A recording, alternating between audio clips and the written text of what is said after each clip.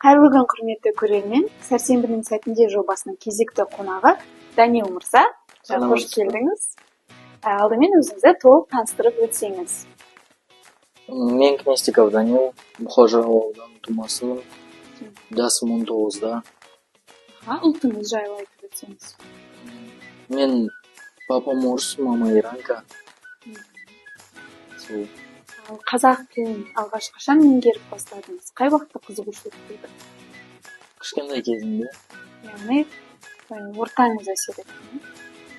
Иә. Сіз қазақ сыныбында оқыдыңыз ба, әлде орыс сыныбында? Жоқ, орыс сыныбында. Менде жақсы мұғалім болды қазақ тілінде. Қазақ тілінде. Сол көмектесті. Сосын орта. Достарыңыз қазақша сөйлейді ме? Қазақ яғни достарыңыз, иә, көбісі? Солармен сөйлесіп, үйреніп. Еркін сөйлей аласыз бүгінгі таңда, иә? Тамаша.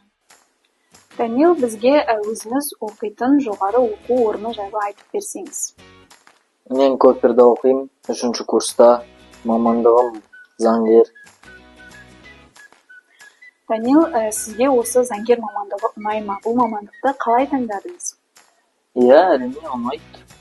Менде үйде бәрі заңгер болғандықтан, мен де сол жолға түсіп, сол неге оқып жатырмын. Мамандық? Иә, сол мамандық. Ал осы университеттен тыс өзіңіздің қандай қызығушылықтарыңыз бар? Мен күресемін. Яғни күреспен айналысасыз? Иә. Қай жастан бастадыңыз? Кішкентай кезімнен бастадым, 5 жасынан бастадым. Данил, бізге отбасыңыз жайлы айтып берсеңіз. Біз үйде бешеміз. Мен, анам, мамам, папам, ата. Үйде қазақша сөйлейсіздер ме? Иә, бәрі қазақша сөйлейді. Еркін сөйлейсіздер, иә? Иә. Тамаша. Өзіңіздей жастарға айтар тілек, кеңесіңіз болса?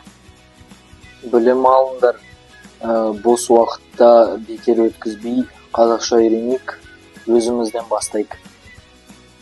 Бүгінгі сұхбатымызға келгеніңізге көптен көп рахмет. Еңбегіңіздің жемісін көріңіз.